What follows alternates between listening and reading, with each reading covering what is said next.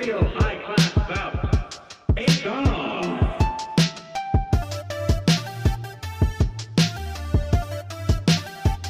Hello, everybody. Welcome to Arsenal X, the Xbox podcast here on Boss Rush Games. I'm one of your hosts, Corey Deering, and alongside me, as always, is the wise Wisconsinite, Mr. Jesse Douglas. How's it going, everyone? Also joining us is Colonel Panic himself, Joe Wilson. Hiya. And last but not least, the Deepstone Cryptian himself, Mr. Josh Finney. Hey. Josh, you basically live in the Deepstone Crypt now. Let's be honest. Dude, I have done 4 clears since Monday night, and that's not counting the nearly 12 hours that Joe and I spent in contest mode on Saturday. So that's basically the only video gaming I've done this week has been the Deepstone Crypt. Yeah, that sounds nice. I've been playing a lot of Destiny 2, but we'll get there. We'll get there. How's everyone's Thanksgiving? Everybody good? Everybody full? It feels like about 3 months since we did this. Yeah. Yeah. My Thanksgiving went good. We didn't have our dinner until Friday. But I like to imagine. We went and had Munchie's Pizza for our actual Thanksgiving, which is a local place. But I like to imagine Jesse's Thanksgiving went like this. They bring the tray out the turkey's supposed to be on with a big silver lid on it, and they pull the lid off, and it's just his Series X. Yep. Yeah, it's a Series X with 2 turkey legs one on each side of it. I thought for sure you were going to say it's a wheel of cheese. Oh, that's just the appetizer. Oh, man. Yeah, Thanksgiving was really simple. We just went over to my mom's, and she made breakfast for all of us, and we just kind of hung out there, and then came home at like 1-ish, and that was it. That was it. So, all you need. quick round the horn. Everyone, French toast or pancakes? Go. Or waffles. Waffles. Waffles. French toast for me. I mean, Listen, I've got a philosophical answer for this. Okay, some days this was A, B, or C. It's a French Joe, toast look what you kind of started. day, It's never A, B, and C Listen. with Josh. Uh-oh. Some days it's a French toast kind of. You get some fluffy sourdough bread. You make it up. It's nice. It's fluffy. It's delicious. You get some powdered sugar on there. Other days it's a Belgian waffle day, man. But let me tell you, my friends, there is nothing better than Eggo's apple cinnamon waffles. Truly not a better frozen breakfast item. You have lost all credibility as soon as your preferred breakfast item is Eggo waffles. No. Listen. I'm cheap. I've made no secret about this in my time on this show. I'm very cheap. I like Eggo waffles. I like apple cinnamon Eggo waffles better than any other frozen breakfast item. There's not a better frozen breakfast item. I like the strawberry waffles. There's not a better frozen breakfast item. Oh, Corey. Oh, no. Jesse failed to bring one to the table. Look, my mom made homemade buttermilk waffles. We're not talking homemade. We're talking I'm talking homemade. My laziness. My mom made waffles this for Thanksgiving, and I had 4 of them, as well as quiche and sausage and hash browns and a banana, and look, waffles. Corey had man. more breakfast than I did for Thanksgiving dinner. I want that on the record. Look, I didn't eat lunch, and then we had a stromboli for dinner. Okay, so these waffles were great. They didn't even need syrup. I just put a little bit of butter in all the little pockets, right? Little butter pockets, and just put some sausage and eggs inside. Ate them like tacos. But you need the butter syrup pockets. No. See, if it's a good waffle, you do not need I syrup. eat them for lunch. So Look, if you have a good waffle, you do not need syrup. That is true. And so the correct answer is, if it's a dough, like a dough waffle, it's a dough waffle wins. Outside of that, it's French toast and pancakes. Yeah, pancakes are easily the bottom of the barrel here. I think that's what we're establishing. I would also say that pancakes are so easy to make, and I hate making them at home because I feel like the cleanup of pancakes is just like way worse. Yep. Because I mean, French toast is easy to make too, but yeah, it's delicious. definitely not as much to clean up after you're done. I feel like the French toast leftovers heat up better also. Who has leftover French toast? Yeah. When it's only two when your people eyes in the are bigger house, than your you got stomach. leftovers, buddy. No. No, you're just I not don't. trying hard enough. No, See, I'm the thing- trying to be on a diet. The thing with waffles That's the for guy me, drinking copious amounts of beer. the things with waffles for me is I tend to take like a good Eggo waffle and then I put peanut butter on one and then jelly on the other, and I make a peanut butter and jelly with the waffles, and it's so good.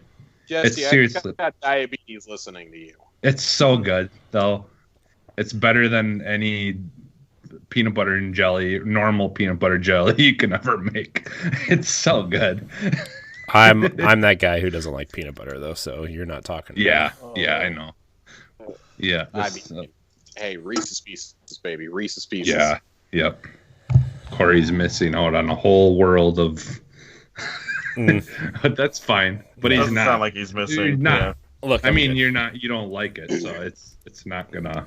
Nothing's gonna make you like something you don't. So That's fair. You know, I'm Money. I'm happy with my selection of treats. And even money at some point can't make you like something that you don't. again, you're not trying hard enough. I would love to test that out. Who's giving me money? I take that back. I could think of a lot of things that money wouldn't make me do. I would say that if you have cold hard cash in front of you, the right dollar amount, I would do pretty much anything. Oh boy. I don't know. Yeah.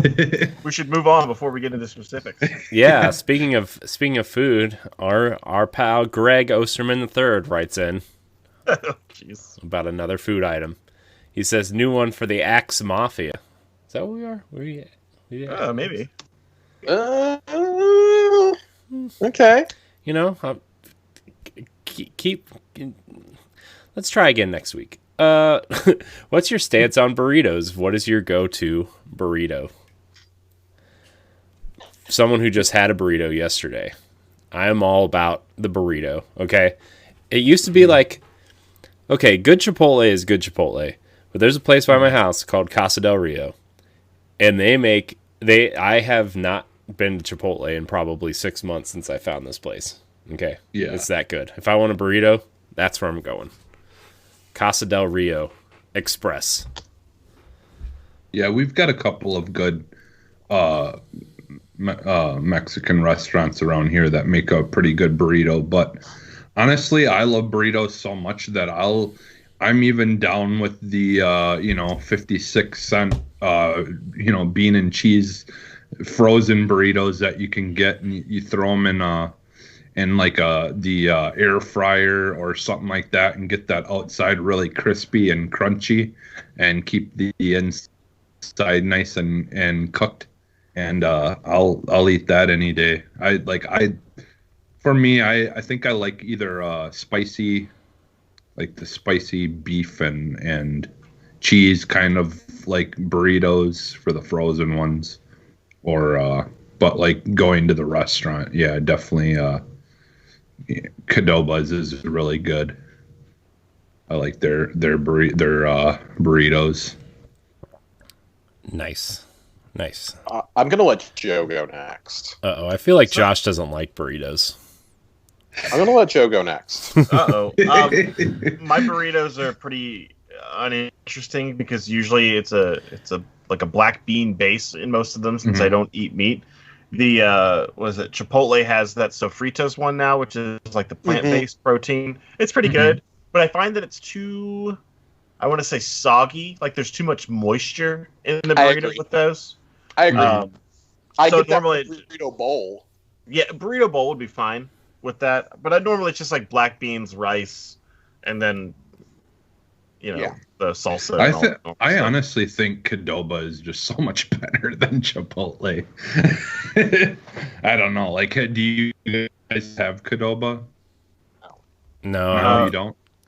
We Okay. did. Well, it's I don't know if very there's anymore. similar. Yeah, it's very similar, but like I just feel like all their ingredients and the way that they prepare it is just so much better. So I'm pretty sure the Qdoba that I used to go to closed down because of a health code violation.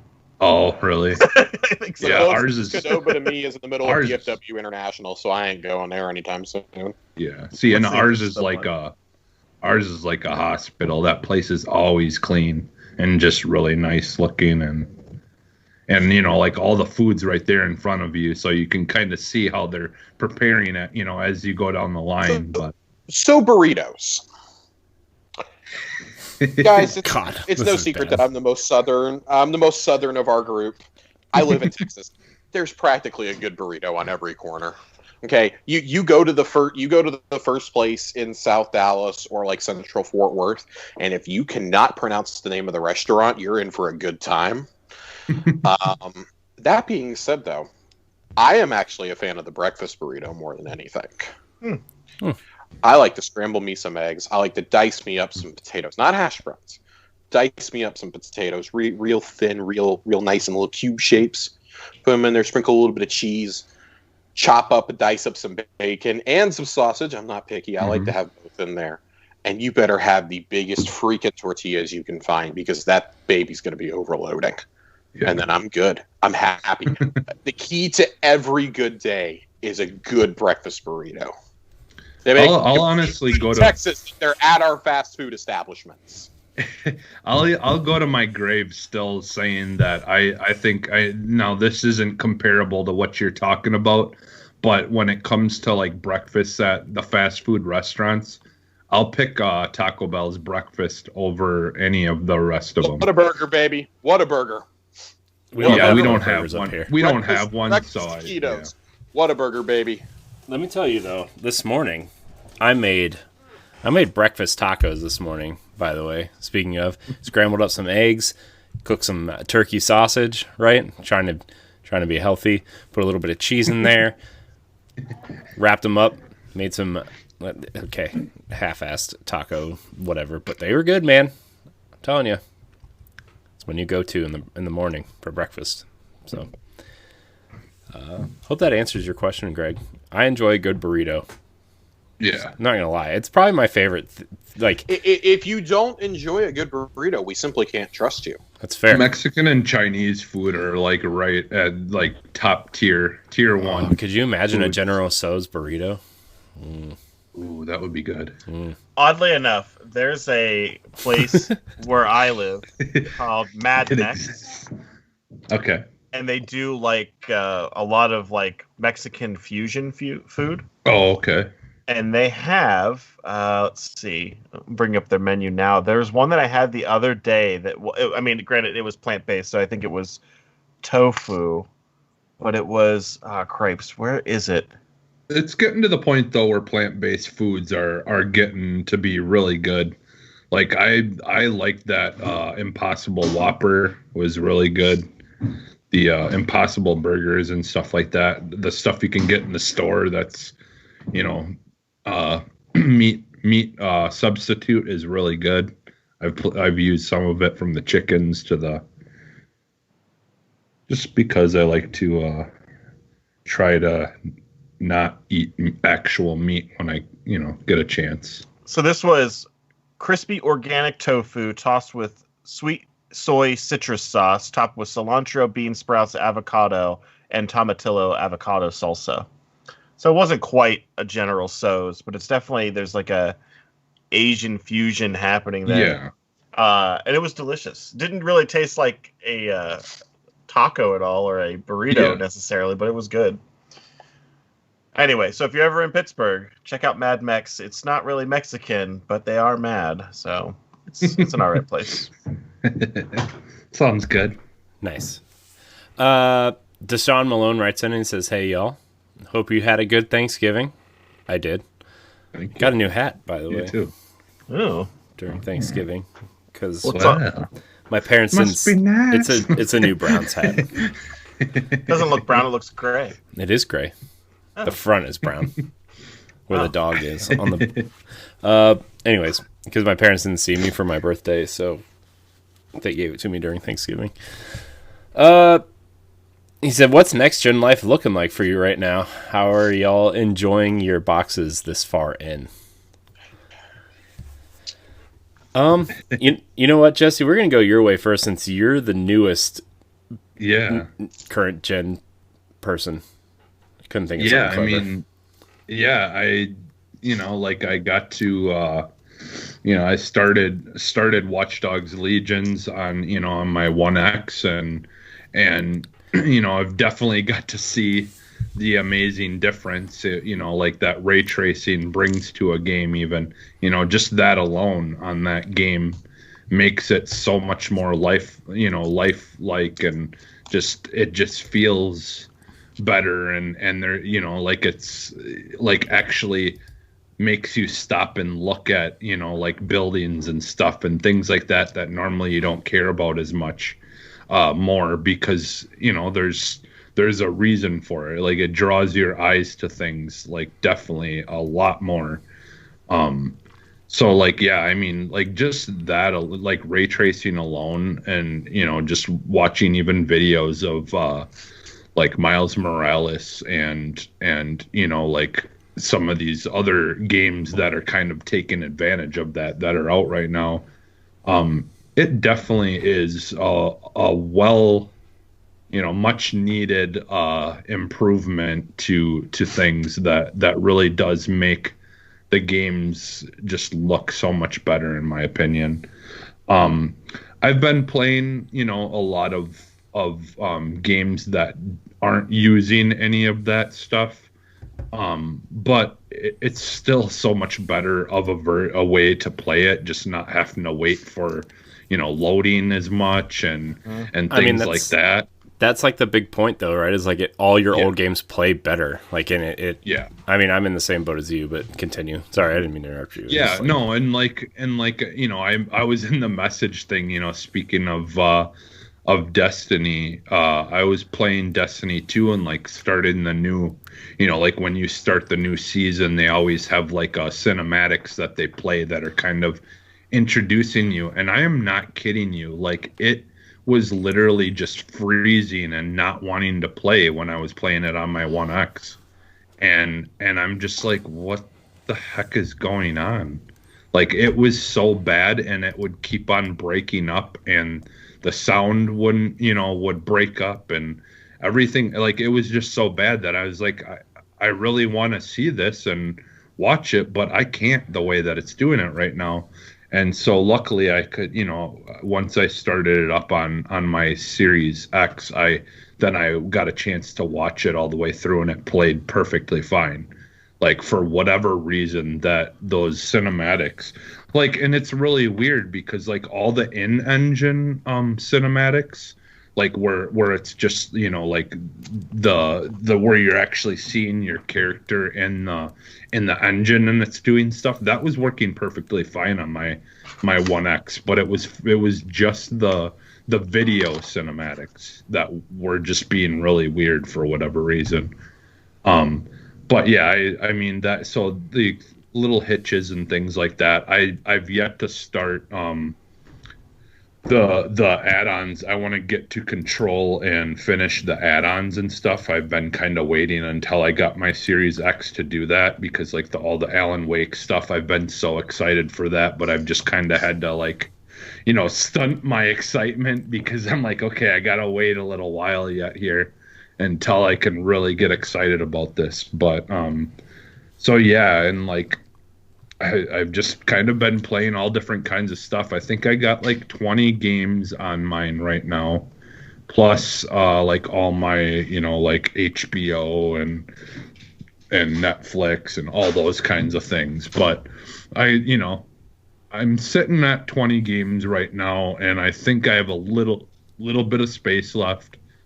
But I think that's going to be fine, because for me, I think what this console is really going to improve for me is to actually try to finish things instead of just being able to download 300 games on a hard drive and then never play any of them.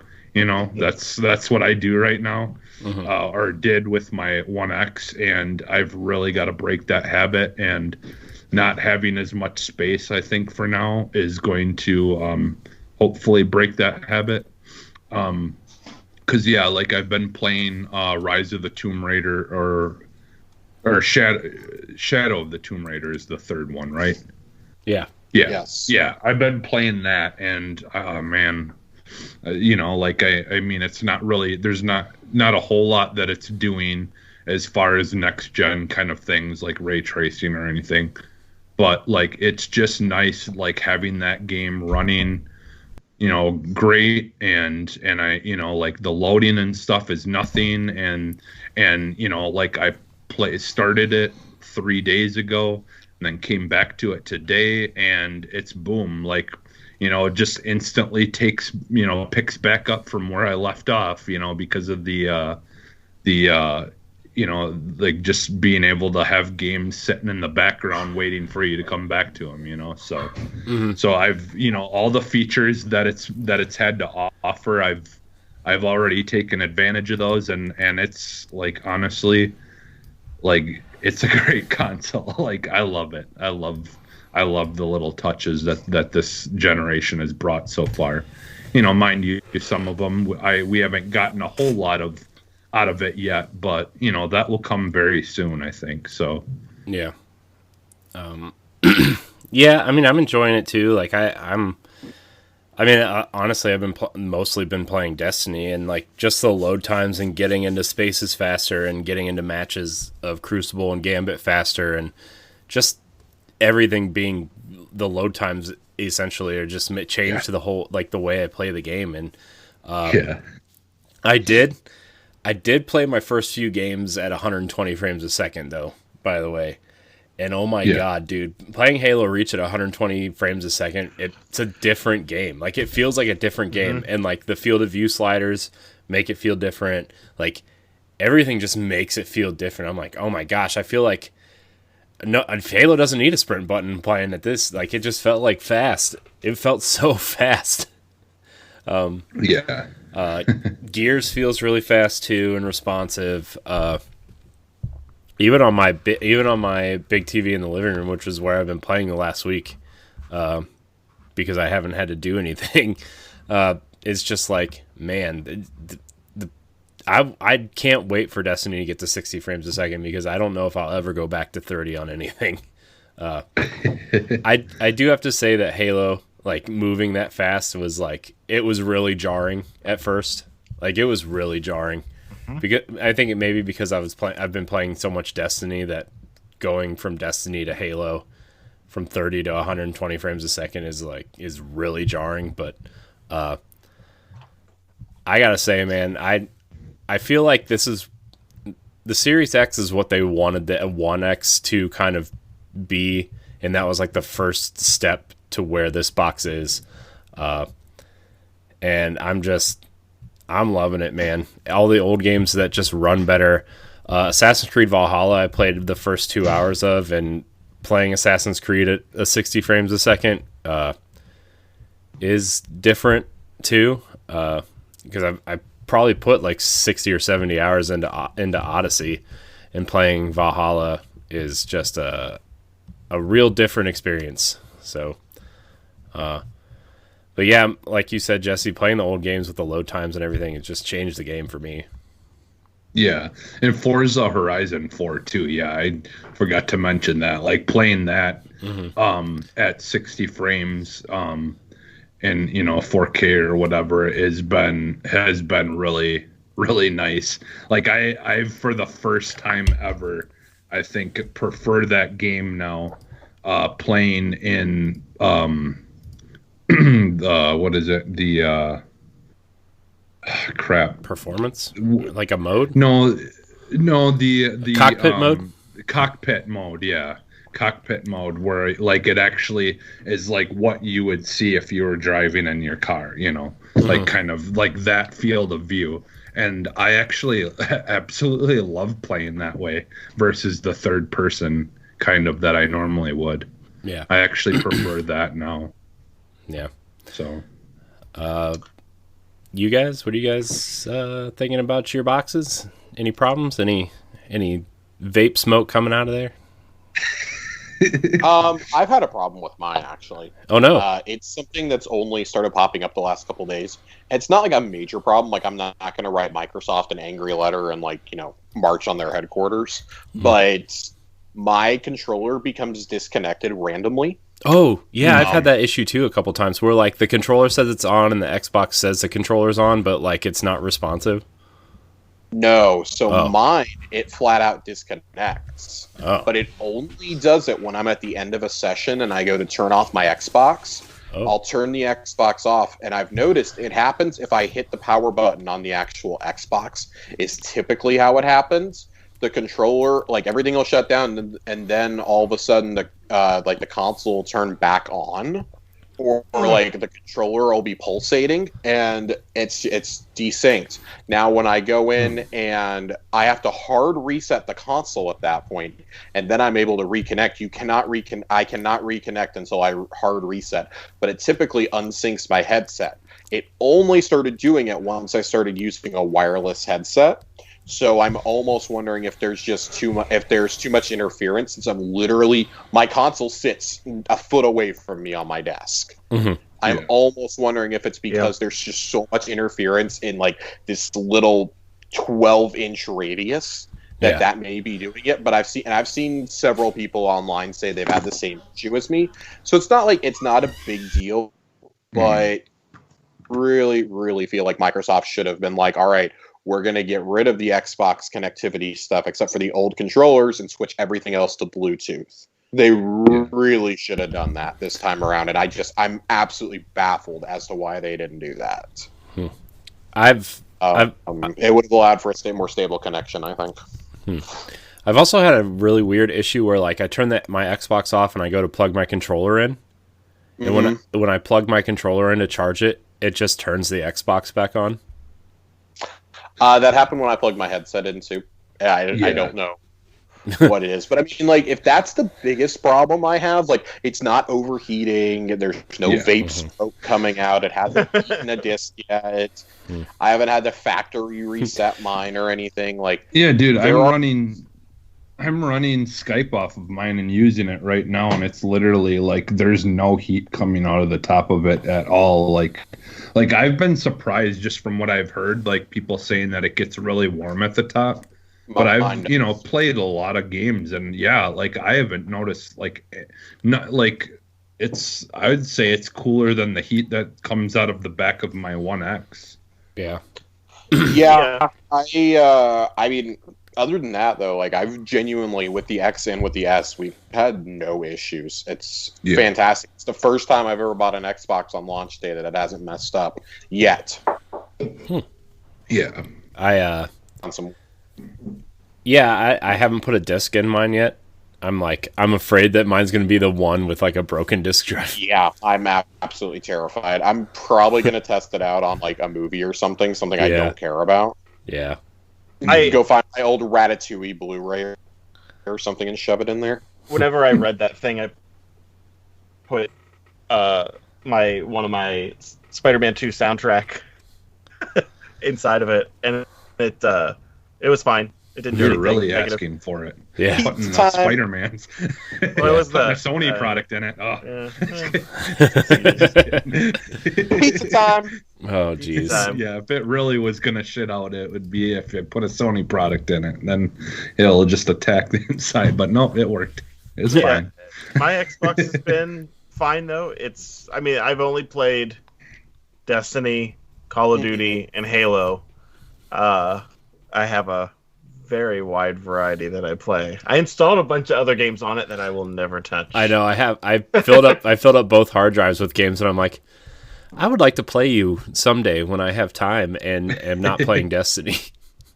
When Destiny dies, you will be the games that I play. No. I've tried out a few other things now at this point that aren't just Destiny, because I wanted to see what an actual like next gen res game actually looks like, since Destiny's not there yet. Horizon 4 runs fantastic, like Jesse said. Particularly the Lego expansion is just the level of detail is incredible in that. But the one that really shocked me how much better it looks than its last gen counterpart, I gotta switch that over now, than its Xbox One counterpart is Gears 5. Gears 5 is incredible. I started playing it the other day. I got through the first act, and holy God, that game looks and feels so much better on next gen.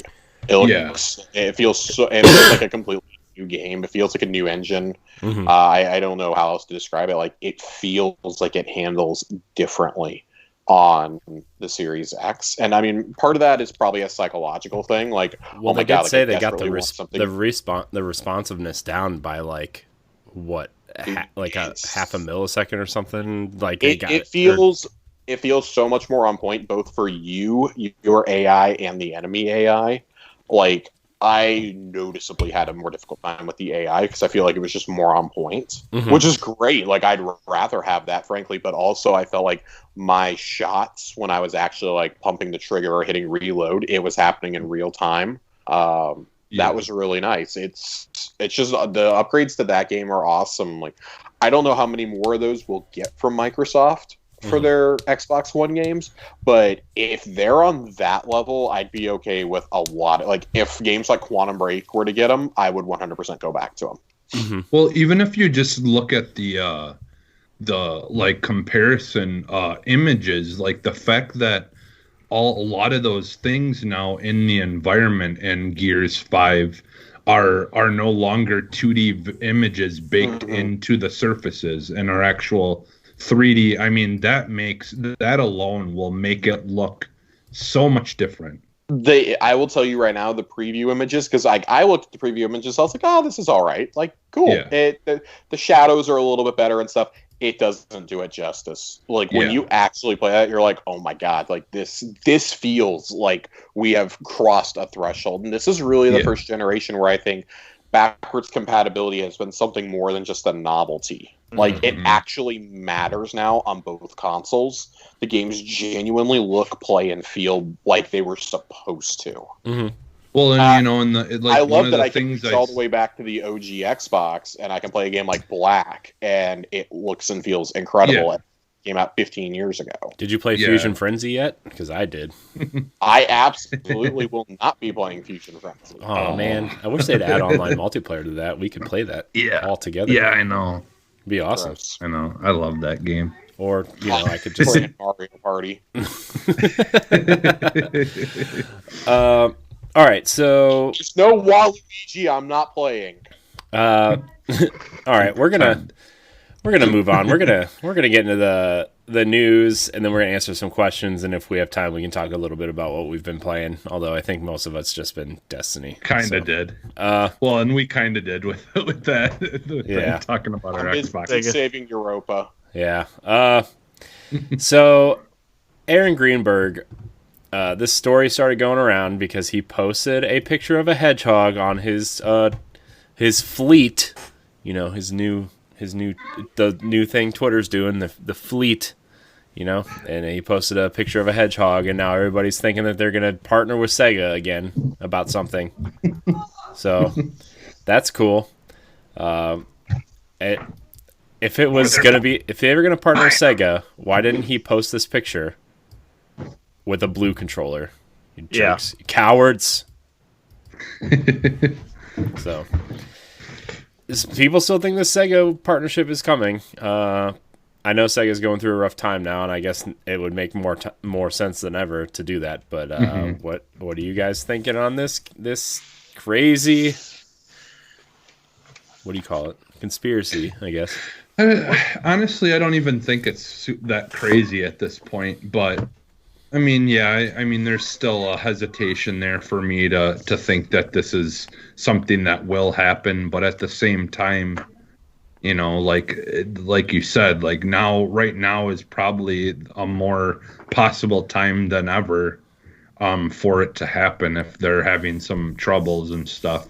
Like that's kind of what happened with with Bethesda and stuff. Like they were doing fine and everything, but there was still some some need for a better, more stable money flow to continue doing the things that they want to do. And so, I could definitely see it happening. But if it doesn't at the same time, it wouldn't surprise me either, Yeah. I don't think that anything's happening with this. Aaron Greenburg has been known to troll when it comes to things like this that are being talked about virally. Not that I don't think something is not going to happen with Sega. I mean, hey, I'm a fan of the Conspiracy Blue controller. Got one. If something does happen, I think it'll be a deal where like Sega Collection is added to Game Pass, like Sonic Adventure 2, Yakuza Like a Dragon. We've already got 3 or 4 of the Yakuza games on there. Like they clearly have a relationship with them, and Microsoft is trying to get a foothold in Japan. Mm-hmm. I think at one time maybe they were trying to get Sega, but after getting Bethesda, I mean, I don't expect another mega acquisition. At that point, you have a whole nother issue of, is the Japanese government even going to allow it to happen? Because they're a lot stricter than the U.S. is on acquisitions and such of that nature, for creating a monopoly. And I think we'd have to have a very real conversation about, is Microsoft spending too much and buying too much for not enough return? Right. They want the Bethesda deal to close first before they eye another major one. But a Game Pass announcement, I could see coming in the next month or two. We know they're getting ready to announce the December games for Game Pass. So, I mean, you could see something as soon as next week. Yeah. I mean, yeah. The big rumor for Game Pass next week is that Control is finally coming, but a year after Phil Spencer accidentally said it. Yeah. Wouldn't that be funny if they're like, remember Sega TV? And then every single Sega game that they have the rights to is backwards compatible for in Game Pass. I could see a very big announcement of like, hey, a bunch of these backwards compatible Sega titles are going to be on Game Pass now. Mm-hmm. I really think the biggest thing that they could announce, though, because Corey, you know better than I do, but correct me if I'm wrong, Sega owns Altus, do they not? They own Atlas, and which means Persona, which means Shin Megami Tensei, which means what else? Like it's PlayStation stuff like Dragon's Crown and Odin Sphere and stuff like that. So my thinking is, we've been asking for Persona 5 to come to the Switch for years now. I've been one of those who's been asking for it. Started on my PS4, but that's the perfect kind of game that I could pick up, play like a half hour, and put it back down. Mm-hmm. It'll just take me like 5 years to get through it. And what if they somehow, because Persona is traditionally thought of as a PlayStation franchise. Mm-hmm. What if they made a deal a la Final Fantasy 13 to get Persona, a hypothetical Persona 6 on PS5 and Xbox Series X in the West on the same day? That would be big.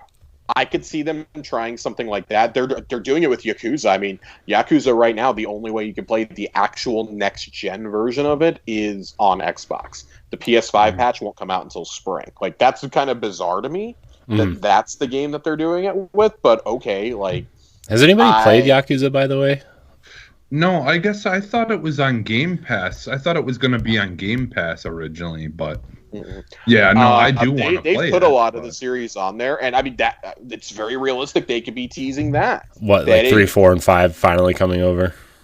3, 4, and 5 could come over. I mean, I was to say Like a Dragon. Like a Dragon could easily come in the spring. Yeah. Like when that the PS5 version comes out, they're like, hey, it's on Game Pass. Yep. Yeah, I mean, because the whole thing is like Microsoft wants to be competitive in Japan, and I mean, frankly, they're doing somewhat better there than they did before. They sold 22,000 consoles. They sold out completely. There's a lottery system going on in Japan right now for them. That's just kind of bizarre. But to be fair, that bar's not very high. It's not. But I mean, if you're trying to make inroads, you're not just, if you're getting Japanese companies on board, you're not just doing it for the Japan and the Korea market share. You're trying to do it for those people who, like, maybe they only buy a console because, like, oh, I want my JRPGs, and PlayStation is inarguable. PlayStation and Switch are the place to go for JRPGs. Xbox is not. Xbox is not what you think of when you think Western RPGs. You're like, oh yeah, Xbox. But JRPGs, not at all. what if you could be like, oh, well, if you're an RPG fanatic, if you like Western and Japanese, you can get all of that stuff, like minus maybe Final Fantasy 7-16 on Xbox now. Like, that would be huge. I'd absolutely be. So I don't know. Right now, I think this is a nothing burger. Yeah, I agree. Yeah, I don't see where. I don't think Sega's in a good enough spot unless it's an absolute desperation move for them to sell, which I guess is possible. I just don't see like a positive announcement around that happening. Yeah, And I don't see that's also how they. I don't see that's the way that they go about doing it. I think their business would die off before they would sell at like a very, very desperate time. yeah. I could. The only thing I could see really is like a Game Pass announcement of like Josh said, like old games or the Yakuza games or Partnership, sure. Yeah, Yes. Yeah. I could see stuff like Crazy Taxi and like some Dreamcast classics that were released on Xbox Live Arcade or the 360 and could make them way over to Game Pass or whatever. But all right, moving on. Speaking of bad news, Marvel's Avengers has failed to recoup its development costs so far.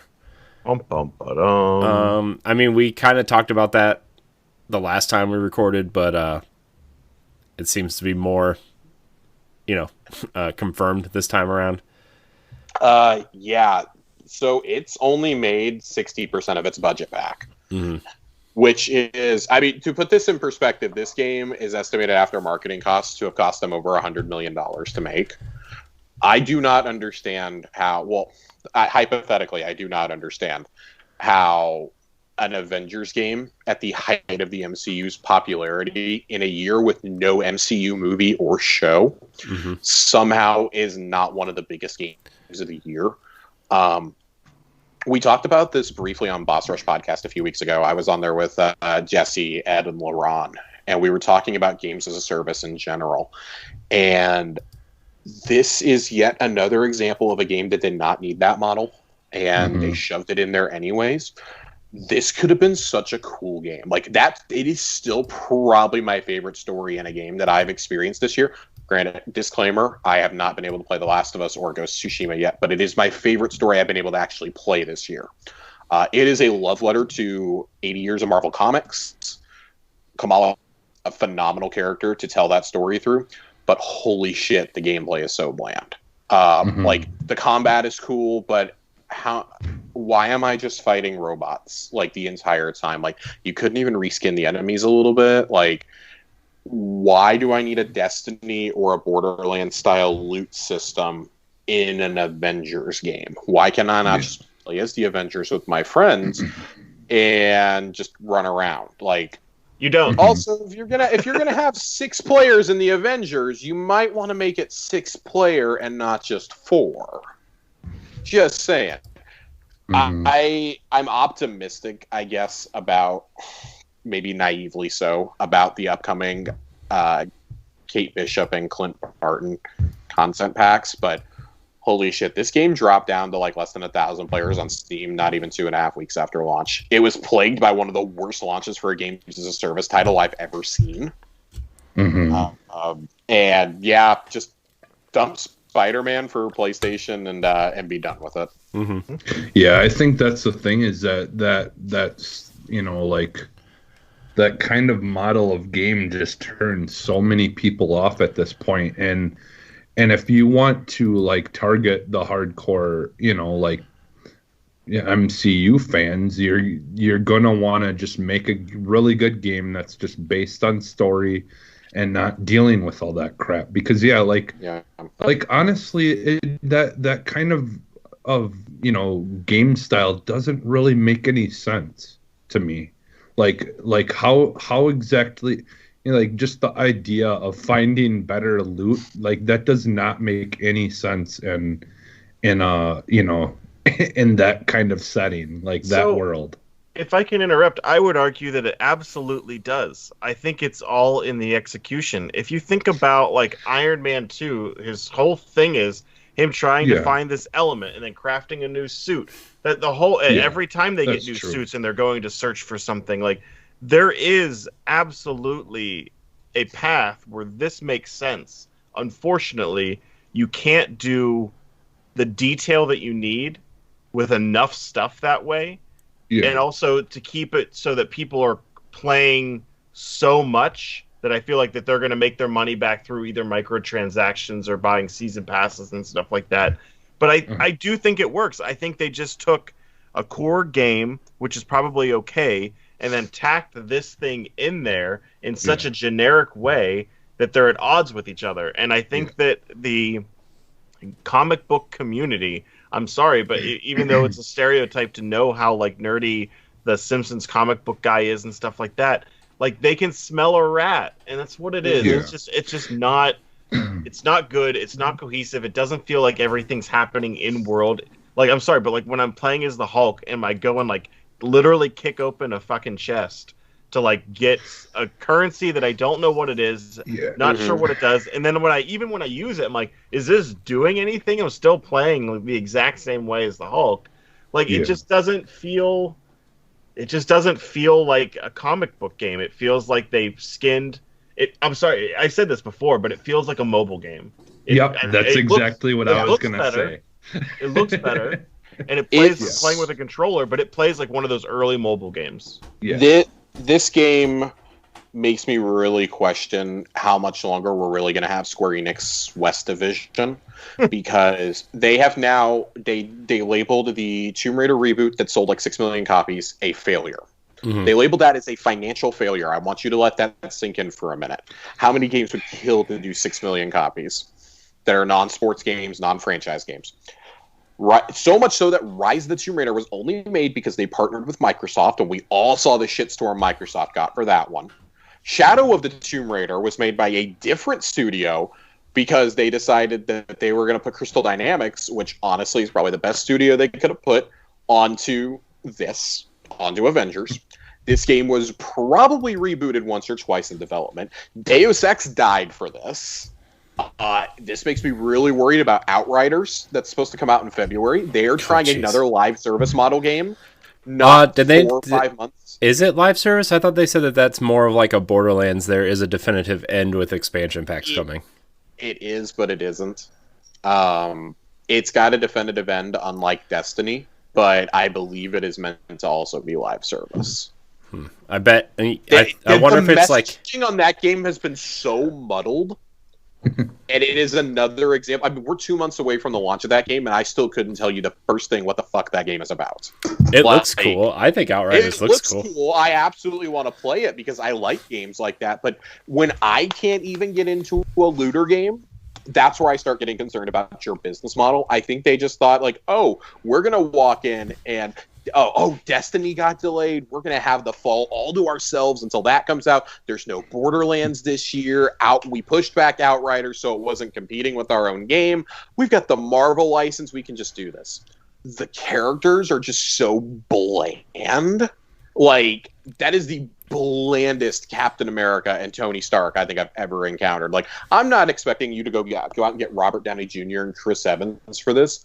But holy God, you have some of the best voice actors on the planet voicing your characters, and it's that bad. And you also have some of the deepest, like, reference material and so many different artists of different things. Like, it bothers me so much that they're like took the movies models of the Avengers and like, hey, we can't get the licensing or the actors for these.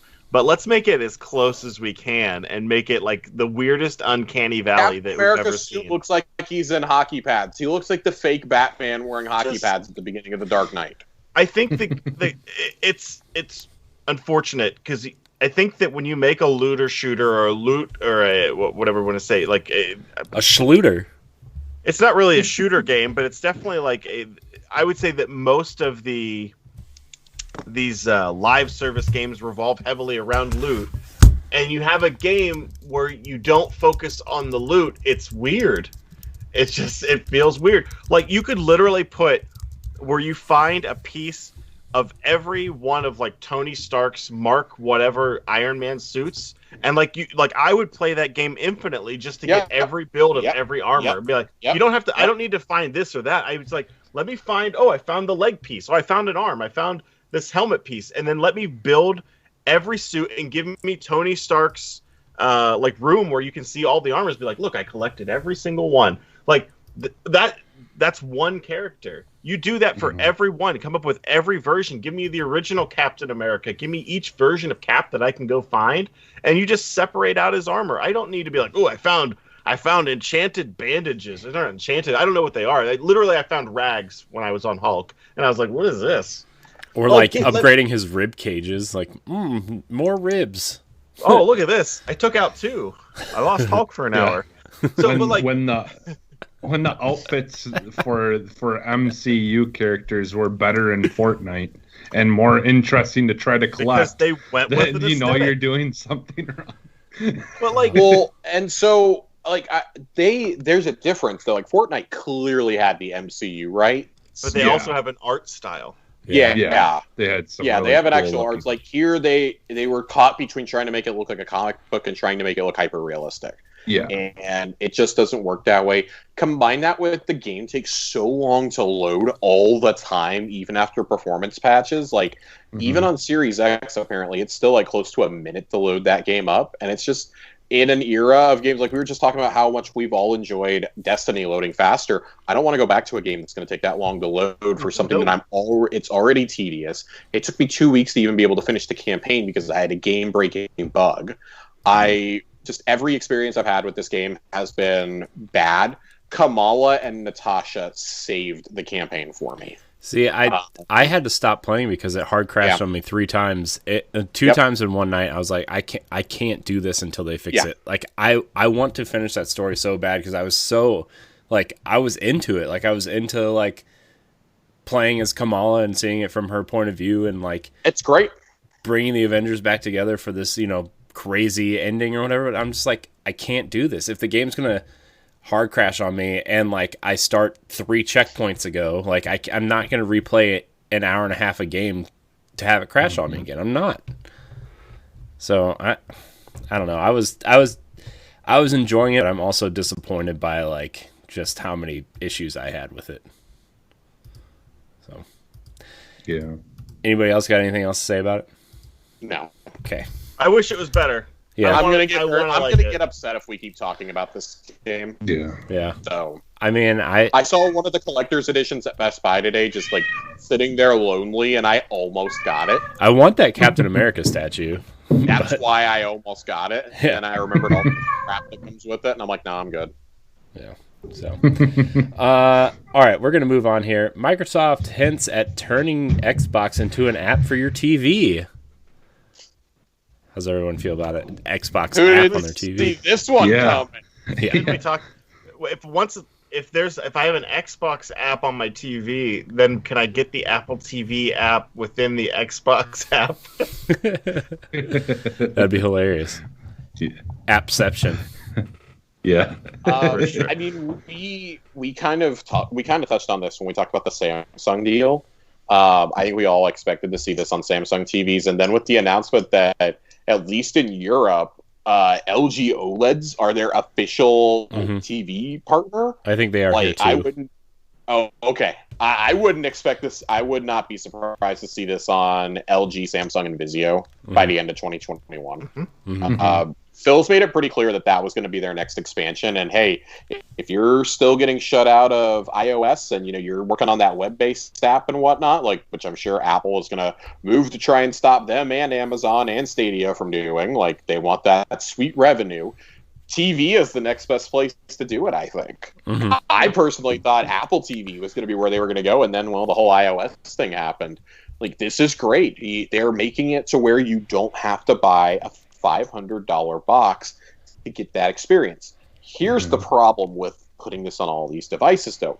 It's cool if you have that connection. If you have a gigabit line or something. If you don't have something, I would say 300 megabytes at the very least, you're screwed. That's going to chew your data up so fast. And in the United States, it is simply not feasible with how much power we give to ISPs. It's just not feasible right now. I get it. We're future planning here. We're future proofing. Maybe 2-3 years from now, we'll have less restrictions. We'll revisit the net neutrality argument. But until that's done, you're simply not going to get the performance you could be getting. And then the people who have that, it's like, well, we probably own the box. Why on earth do we need it? Like, it'd be great. It would have saved me from buying another console, but whatever. Like, that's change at this point. Once Elon gets those satellites up for everyone, they're up. But did you guys see that Comcast is going to start putting data caps on home internet? Yeah. Like Comcast, and they're the ones trying to prevent Google Fiber from expanding also, because fiber is like $50 for unlimited internet at gigabit speeds. That's how ours is. I think we pay, what do we pay? We get 100 down and 100 up, I think, no, we get more than that. I don't know. We get way more than that, I think. But we pay $50 a month, and we have fiber here, so it's real nice. See, that's the thing, is one of the main things that's important for stream, like playing games on Game Pass or on xCloud and stuff, is like, this is one of the times where the upload speed really is important. And unfortunately, I think my upload is only like 10. My download's like 200, but where I'm at, like, upload speeds like are very, very low. It doesn't break much higher than, I think, 20 up, and that's like the most expensive version that you have to buy to get that. But yeah, so like, that's the only thing that's kind of sucked for me, is like trying to play it on like connection at my house. It does fine, but there are times where it will have hiccups, but like, just because my upload speed isn't the greatest. So, but other than that, like, like if I'm playing on my phone, like off of the phone network outside, then it works fine. Or if I'm somewhere where I get a decent connection on my phone, it works fine. But there are times where, like, very time specific demanding games, it can be a little shoddy if I don't have a good connection, which sucks. But yeah, like, I'm hoping 5G eventually will be at a point where it actually is promising what they're saying. But even right now, like, very few 5G connections actually do better than 4G. So, like, a lot of them are actually, the 5G aren't even as good as 4G. Like, I've watched videos of people doing showing the 5G connection and then showing their 4G, and their 4G just blows it out of the water, because it's not quite where it needs to be yet. So, so I think we're quite a ways away from being able to rely on that more too. So, but who knows? Yeah, I mean, I think it'd be cool, because then I can just put my console in the office and then just have the app on my TV and like a controller, and be like, oh, okay, well, I'll play something out here, I guess, for a little bit. But yeah, I don't know. I think it's cool for certain people. I don't know if it's going to be for people like us at all. Yeah, it's going to be for bigger cities that it will be much more reliable, I think. Yeah. People that live in small apartments that, don't have enough room as it is to be having all this collected stuff. Yeah. It'll be nice for people like that, that won't have to have all these things to be able to do stuff that they want to do, for sure. So, all right. Last story here. MechWarrior 5 will be arriving on Xbox in spring 2021. That's cool. I remember nice. What were the mech games on the original Mech Xbox? Assault, yeah, baby. Mech Assault were Yeah. Such good games. I'm unreasonably excited about this. Yeah. Because Mech Assault comes from the Mech Warrior franchise, and I'm really, really, really excited that these are the first games coming to console, I believe, for it since Mech Assault. So bring it on, baby. I'm ready for this. Anything with big giant robots, I'll play it. That Exo Mecha game looks terrible, but I'm gonna play it. You think? I can't wait. You think they'll make an adapter for my Steel Battalion controller? Just Corey, cut you the should- end off and put a USB Please port tell me on you it. actually have one of those. I do. It's at my parents' house. God, Corey, you are a god among men. I know. I love you right now. Guess I have how? one, I sold it. Guess how many? Guess how many minutes I've played of Steel Battalion? 0. Like 60. Yeah, that's about right. Corey, you should campaign for that game to be backwards compatible, and then ask them if they'll make that controller right. compatible for you.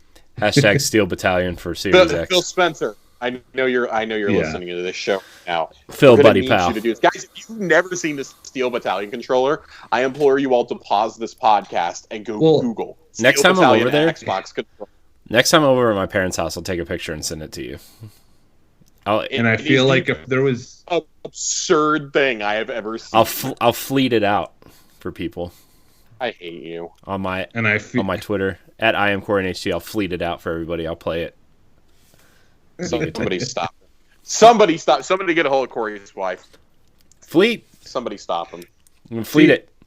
the thing is too is like the those kind of games, like there's so many fun things that they could do with that. Like imagine if they would just like let you turn your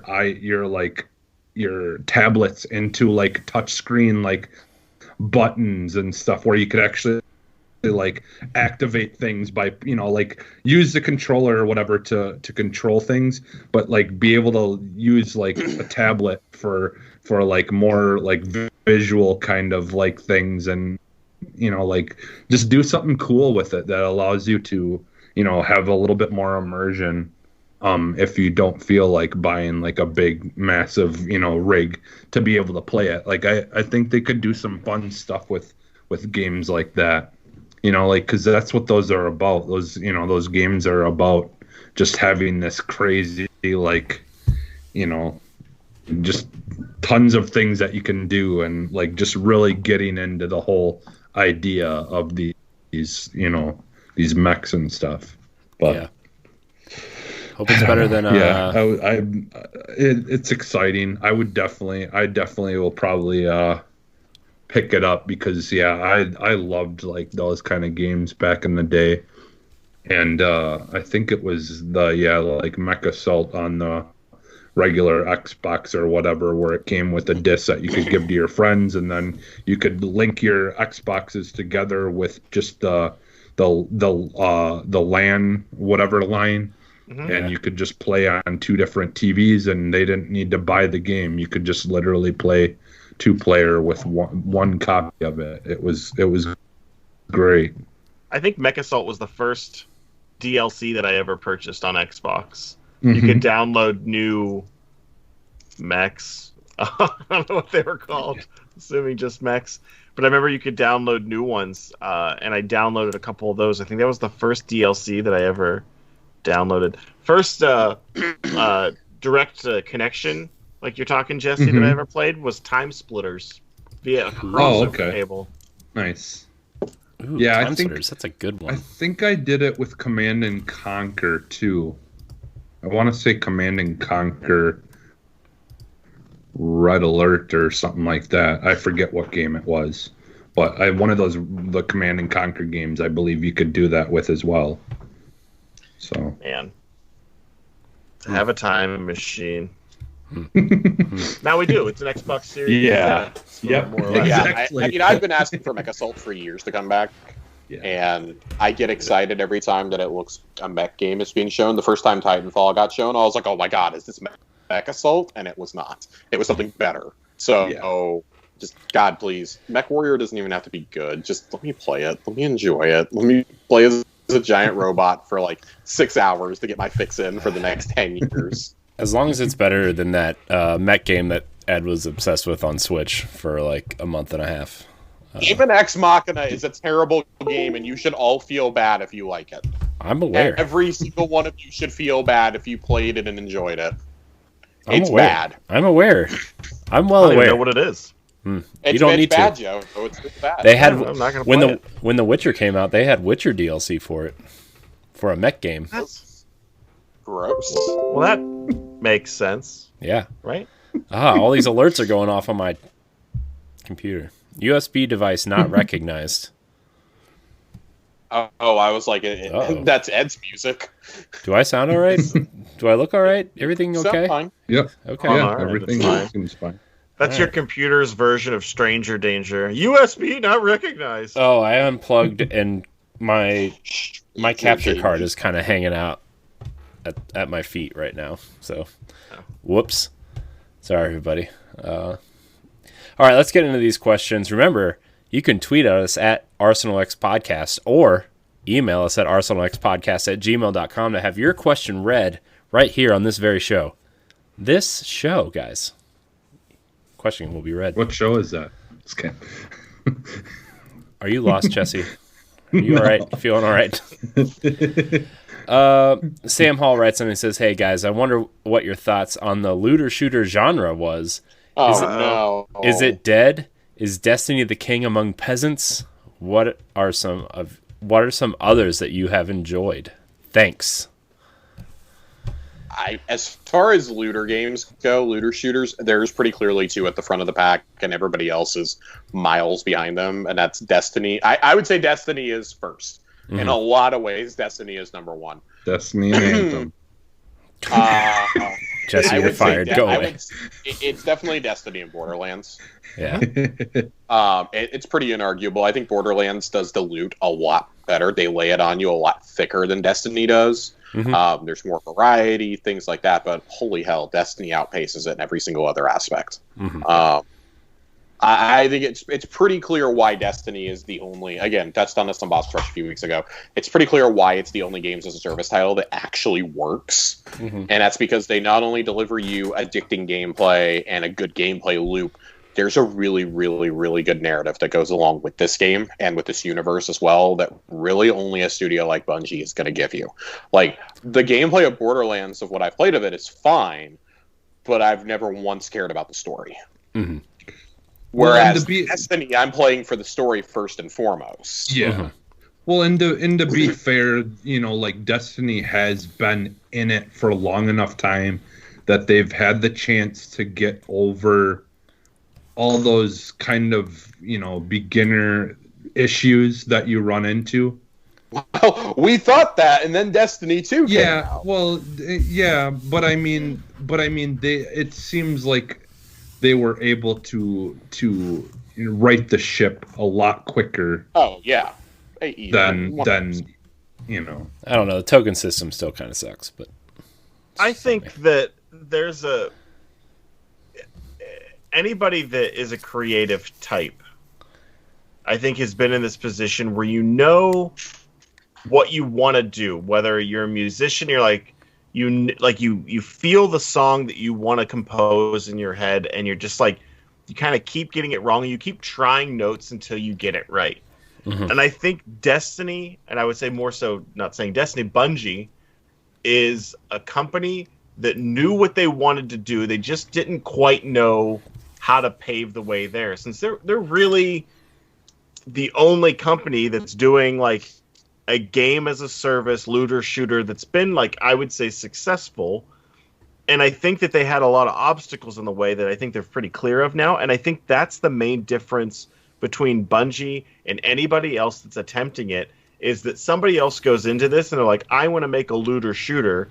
And Destiny's like, we want to do this. And it's not that. I mean, yes, it is a looter shooter, but I think they more so want to tell a story that they find interesting. They have guns that, like, these guns, wouldn't it be cool if we did this? It's not necessarily about creating a looter shooter so much as it is combining all of these elements to create a new experience for people. Mm-hmm. And I think, it's the arrangement. That's the difference. Yeah, correct. It's like a song you said, like they have all the parts. They have the drums. They have the vocals. They have the leads and all that stuff. But it was just a matter of them figuring out how to arrange them and make them all work together.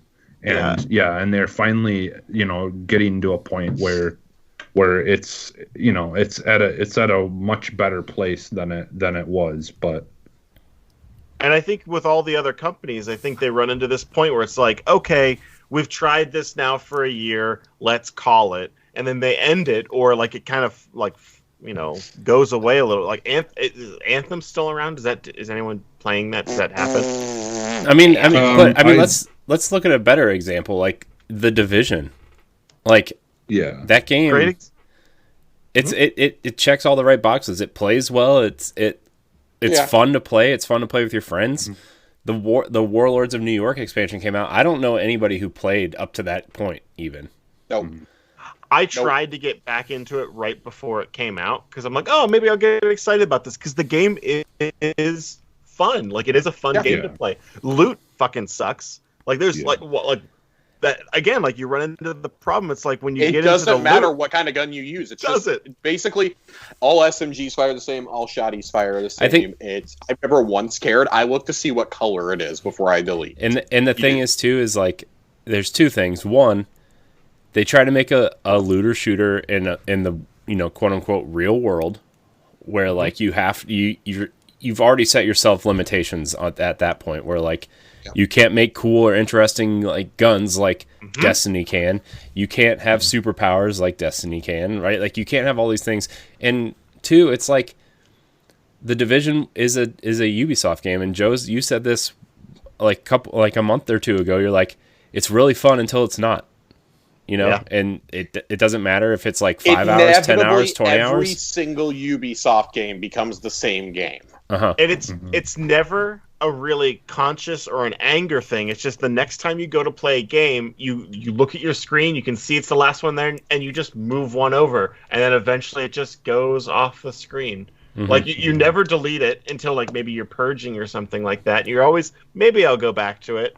But it's just, I will say in terms something better is a better option.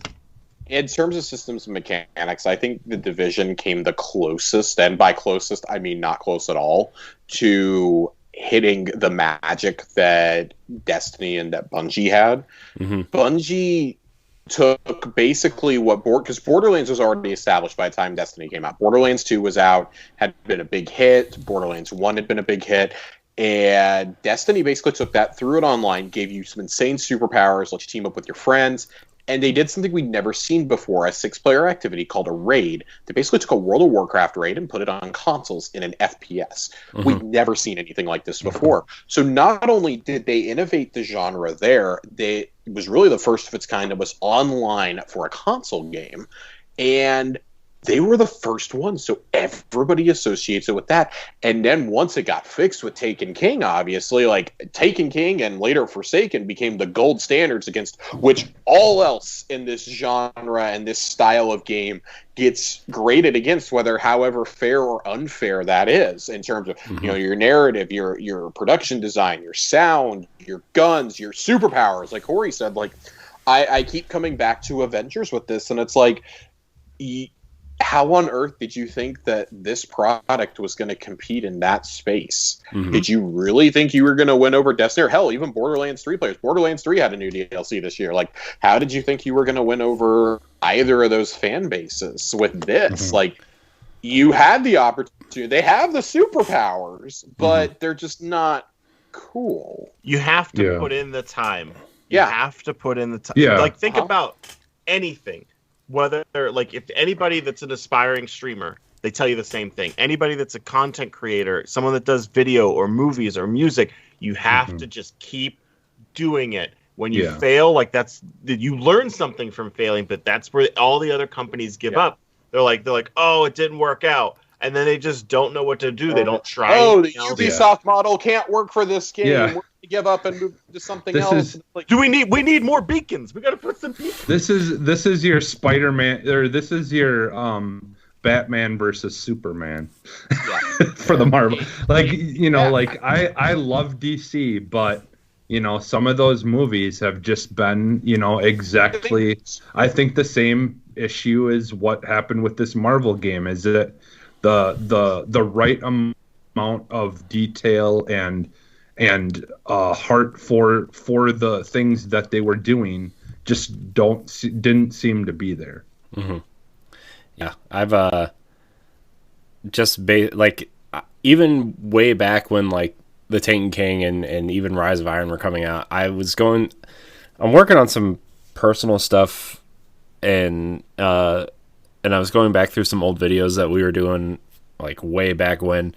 And one of the old podcasts I was a part of, it was all about like the looter shooter genre, and like I think we were talking about, it was like right when Overwatch was starting. It was before Overwatch came out, but we were talking about Overwatch, and we were talking about Battleborn, and I think it was either like Rise of Iron was Battleborn. Yeah, Rise of Iron was about to come out, and The Division was coming out, and it was funny because we were on that show. We were like, it was called like on a day when Overwatch, Battleborn, Destiny, and The Division are about to come out, Dark Souls wins or something, because Dark Souls 3 I think was coming out at the time, and I was like, man, that's still like super relevant today, where like, you know, Destiny's out and is kind of like the king, but like people are starting to spread out now into other things. And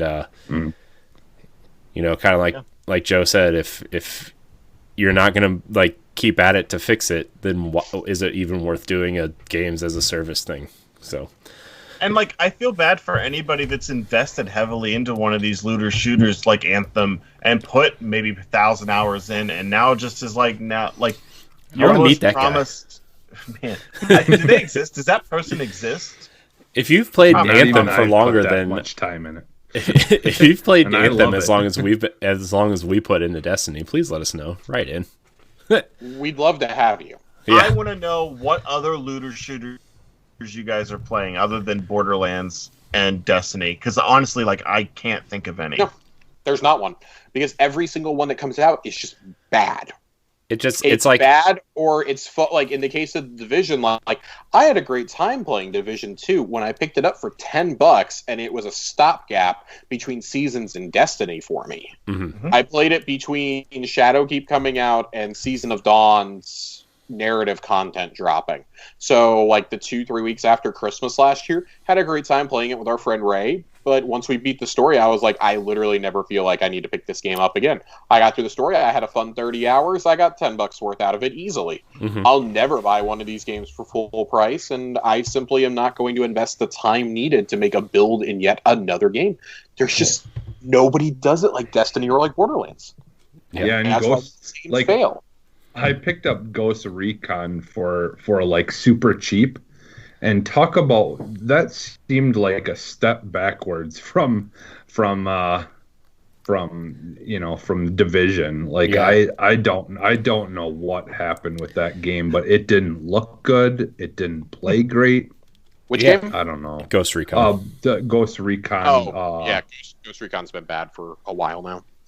I think the last time I couldn't believe it. The last time I enjoyed Ghost Recon was Future Soldier on 360. Yeah, Advanced Future Soldier was Fighter fun. 1 in the launch window of the 360 was the last time I liked Ghost Recon. Yeah. I was 14 at the time. Yeah. All right, we're going to move on to our last question. We're running a little bit short on time here. Mark Dreschen says, hey guys, found your show about a month ago, and I got to say, you all have a great show. Thanks, Mark. Thank you. Yeah. I'd like to ask, what are some upcoming games for Series X you all are excited for? Which ones do you think will hit best? Thanks. Man, I would have to pull up a list of like upcoming games. I mean, unless he's talking about like everything that's been announced, like Fable and Hellblade are two that I'm like really looking forward to. But yeah, I was just saying, I'm going to take this to mean exclusives, because things that you can only get on Series X. I mean, Halo Infinite's absolutely at the top of the list. I think for all of us, I think Halo. Yeah. Fable, Halo, and Fable are always going to be big hits. I can't quite agree on Hellblade because I haven't played the first one yet. I have it downloaded, but I just have never. I know. It'll take you downloaded. I just haven't touched it. It'll take you one long day to beat. Yeah, and you could even 100% it easily. It's a very easy 100%. It's one of those I'll get to it eventually games. I mean, that's how it was for me. To go off the beaten path of our established franchises that we know are always going to perform well, your Halo, your Gears, your Forzas, your Fables, I would say Avowed. Okay. I think Avowed is going to be a much bigger game than a lot of us are giving it credit for, even though it is set in the Pillars of Eternity universe. It is the kind of Skyrim answer that Microsoft was looking for, and then they went out and bought Bethesda. So if we're going to include Bethesda games, well, Elder Scrolls 6, we can definitely say Starfield. We can definitely say that Avowed is coming way before Elder Scrolls 6.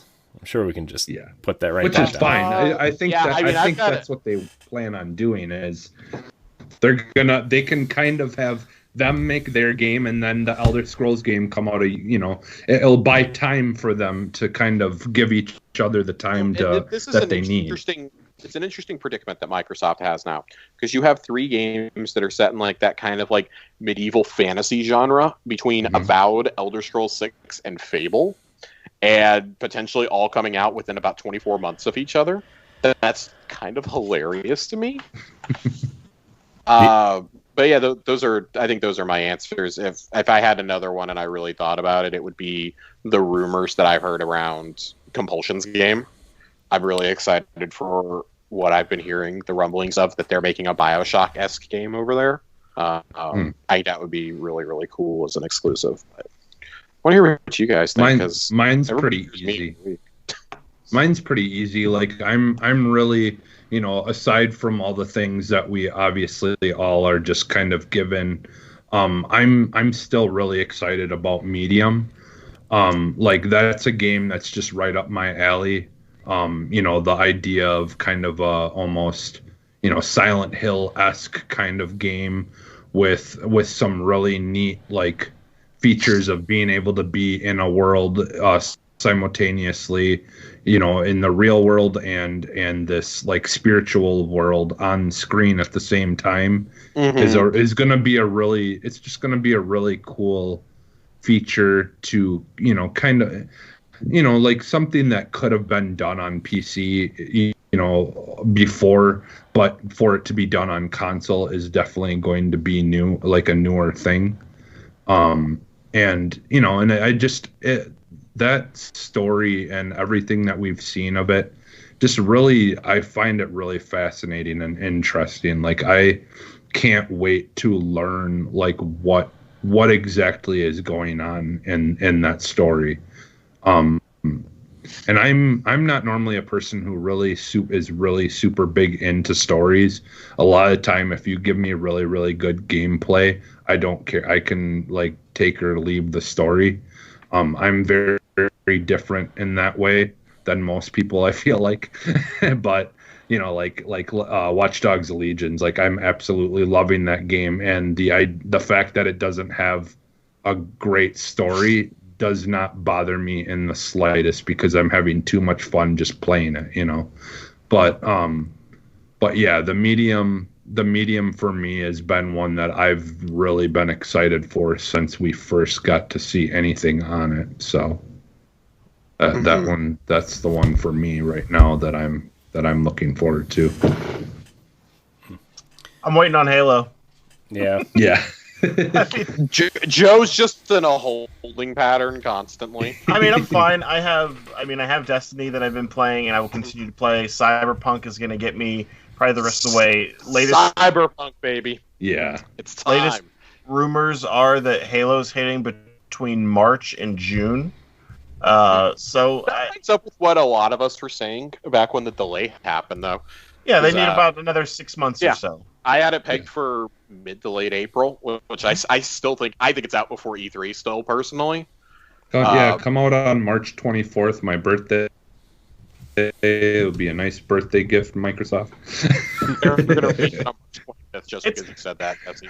It's kind of nice because since it didn't come out this year and the console came out, I still took a few days off, and my vacation days will reset for the next year. I'll be able to take probably a good couple days off for Halo, but that's in reality, like, as much as I used to be a guy that would play a ton of games, I would play a game and 100% it and then just like blow through again. I am not that person anymore. I dive into like 2 or 3 games really deep, and then I just live there as long as I can. And I feel like I'm just waiting for Halo to come out so that I can replace probably Call of Duty in my repertoire of like what I'm playing regularly, and then just like dive into like unlocking and getting all the achievements. Starting Oh man, starting from scratch with 0 achievements in a Halo game. That'd be so weird. I'm excited. That's really. I hate to say that that's what I bought this Xbox for, but that's what I bought this Xbox for. I mean, that's fair. We all bought it for something, right? Mm-hmm. It's very true. I bought it for Gears Tactics, which I still only played the first level of. I should play that. I sometime. love that game. I'm kidding myself. I'll never play it, but I would like to play it. I haven't finished Gears 5. I didn't finish it. Yeah. I mean, for me, Fable, I think it might be the big one for me.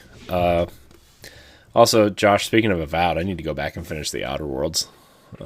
That's the one I truly want to finish. But, man, I don't know, man. I guess Hellblade and Fable are the two that I'm really, really looking forward to. So, I don't really know how much there is to say on that, except for I want to know how Playground is doing that. Uh-oh. Josh is gone. Oh no, we have that's all right. Everything still worked out because I don't know, somehow it just works on the screen that I have up. So, anyways, that's kind of it. That's kind of all I have to say about it. So, Hellblade looks great though. By the way, It does look good. Hey, Josh, welcome back. He's back. I think he's still frozen though. Yeah, kind of. Which is hilarious. Must have hit one of those data caps. Yeah. That first speed bump of a data cap. He played too much Destiny. Now he's getting hit with it. So, but anyways, anybody else want to hit it on anything before we get out of here? I think we kind of hit it all. Yeah. So. I mean, I'm also looking forward to the full version of Grounded being released. I don't talk about it a whole lot, but I do jump into Grounded here still, here and there. And I really do like that world that they have in that, for what it is. It's a really fun game. Yeah. So, you all right there, Josh? You good? Yeah, my internet dropped. It's the same thing that happened during the raid race. It's fantastic. Awesome. At least it only happened once during the raid. Oh my God. It happened. Oh God. Yeah. All right. Well, we're gonna get out of here. What were you gonna say, Josh? Before Jesse started, what were you gonna say? It's good to what? Oh, I had nothing. I had nothing else. Joe, I don't remember. Joe, what were you gonna say? I'm good. Oh, I thought you were trying to say something when Jesse kind of went on about Grounded. Enough time has passed that my goldfish brain has forgotten. You forgot. You said it's good to. You said it's good to. I was gonna. Thank you. That actually worked. I was gonna say it feels good to be back and do a podcast again. Yes. Yeah, for sure. I know. It's been this whole week. I was I had this really weird revelation of man, it feels good to just sit down and play games and not have to edit or work on anything.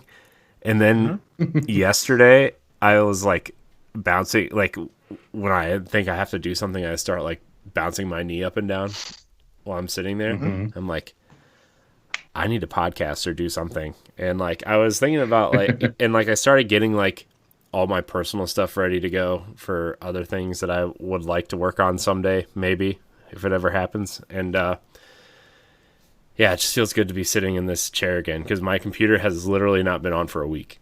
So,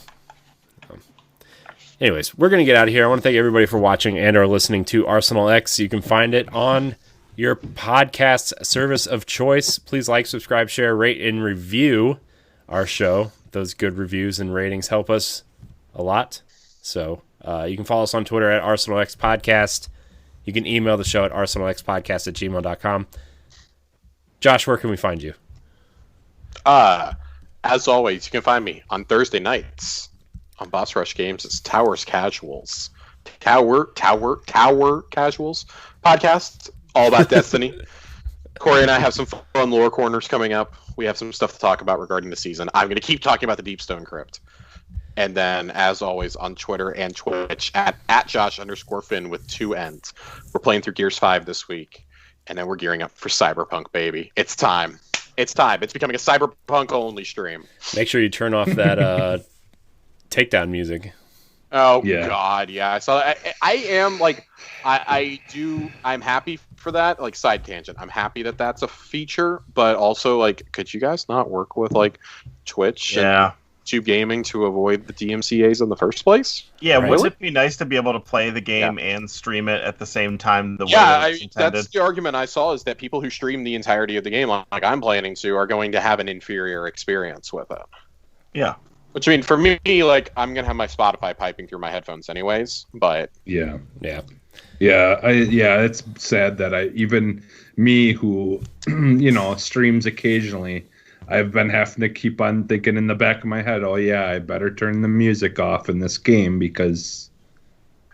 Yeah. Side note, a better feature would be if it would just mute the music through HDMI but played it through your headphones. Yeah. Or So you could Or send just not Twitch capture Twitch is owned by Amazon. They could incorporate their Amazon music licenses into Twitch know. and just be okay with it.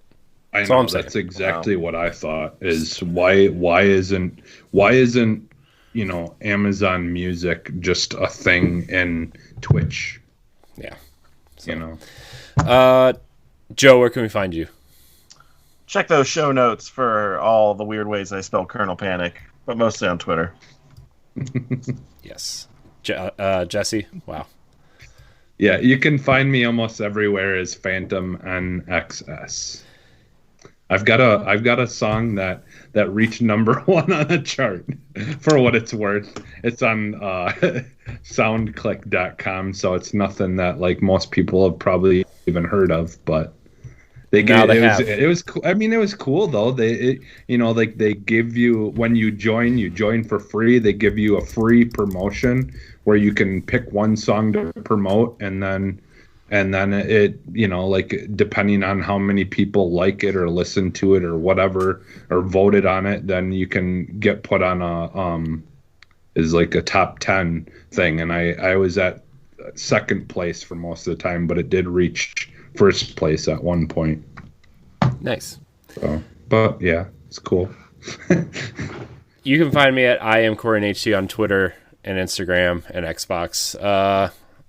I'm gonna try to start streaming next week at some point, I'm thinking. So you can check me out at CoreyNHT on Twitch. Yeah,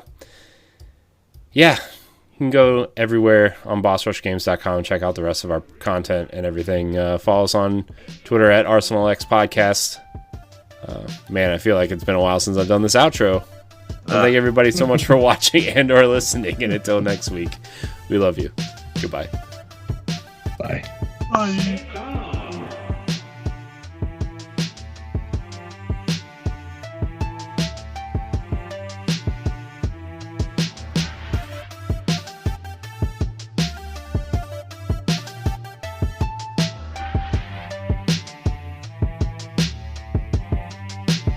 It's on.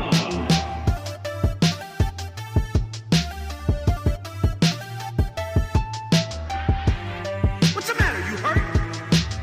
A brawl is